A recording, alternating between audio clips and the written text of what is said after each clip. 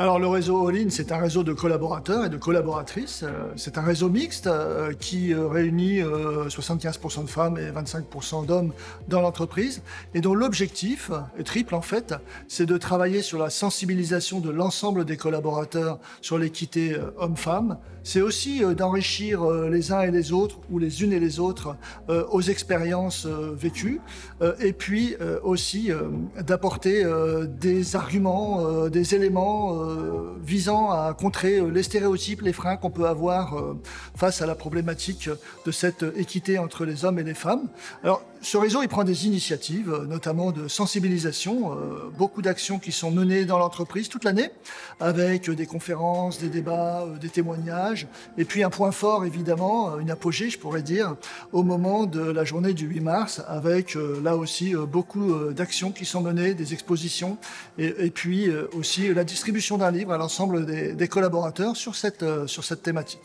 Alors ce réseau, il a également des actions qui visent à nous pousser, tous collectivement, notamment le comité de direction de l'entreprise, puisque nous avons signé, nous nous sommes engagés sur la charte Jamais sans elle, qui fait que nous ne participons pas, nous nous engageons à ne pas participer à des événements publics dans lesquels la mixité n'est pas assurée.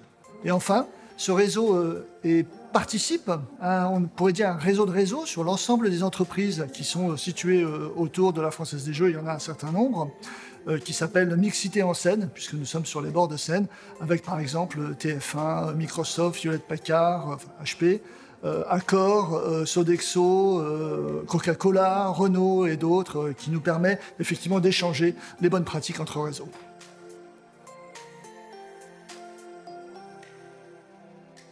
L'inclusion des jeunes, c'est un énorme sujet pour notre société et toutes les entreprises ont une responsabilité en la matière. Et la première, c'est en tant que recruteur. Donc, nous recrutons des jeunes. Depuis 2018, nous avons dû recruter à peu près 1000 personnes, parmi lesquelles un quart sont des jeunes de moins de 26 ans. Mais au-delà de ça, il faut aussi s'occuper des jeunes avant qu'ils n'arrivent sur le marché du travail. C'est souvent là que c'est compliqué pour eux, pour les stages, pour l'alternance. Donc nous faisons un effort particulier en la matière. À titre d'exemple, nous avons 169 alternants l'année dernière.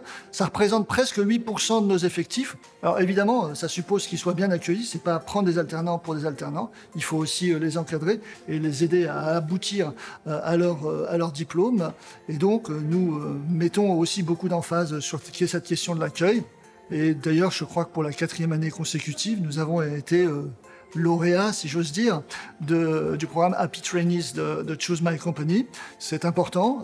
Ça ne suffit pas aussi. Il faut aussi jouer un rôle de promoteur vis-à-vis de la société. Donc, nous sommes membres de la plateforme créée par l'État Un jeune, une solution, et nous l'avons promu aussi dans nos points de vente, puisque nous avons 23 000 points de vente qui sont équipés d'afficheurs vidéo qui passent divers types d'informations visibles par des millions de personnes. Et donc nous avons promu pendant 4 semaines ce réseau, cette plateforme plutôt, Un jeune, une solution, de façon à faire en sorte que l'ensemble des jeunes concernés qui passent par là puissent être informés de cette possibilité de trouver un job, un stage par exemple. Et puis enfin, nous avons une fondation d'entreprise qui est très active sur les problématiques d'inclusion dans la société et qui a des programmes, et notamment en 2021, un programme spécifique dédié de 2 millions d'euros qui a permis d'aider 15 000 jeunes à trouver aussi leur place dans la société, que ce soit des étudiants ou des jeunes éloignés de l'emploi.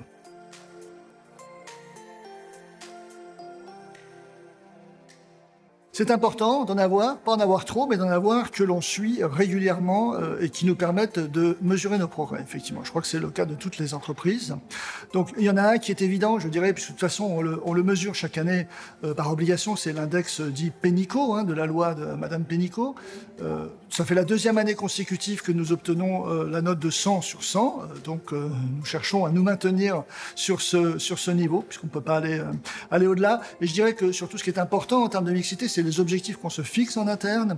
Et nous, en interne, nous avons un objectif majeur qui est d'assurer une proportion de femmes managers qui soit au même niveau que la proportion de femmes dans l'entreprise. Et ça nous a paru être un moyen extrêmement important, qui fait d'ailleurs l'objet d'un accord d'entreprise, pour permettre aux femmes de parvenir jusqu'au sommet de l'entreprise. D'ailleurs, la présidente de l'entreprise est une femme, et faire en sorte que cette parité, cette égalité, soit visible à tous les niveaux de l'entreprise.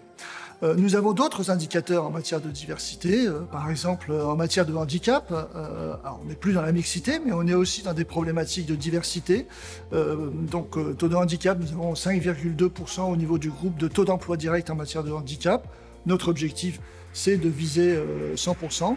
Et de la même façon, nous cherchons à mesurer aussi notre capacité à faire vivre la diversité au sens large dans l'entreprise. Et donc, depuis cette année, nous avons lancé avec Mosaïque RH un baromètre de la diversité, 1000 collaborateurs y ont répondu, et nous sommes en train de dépouiller les résultats.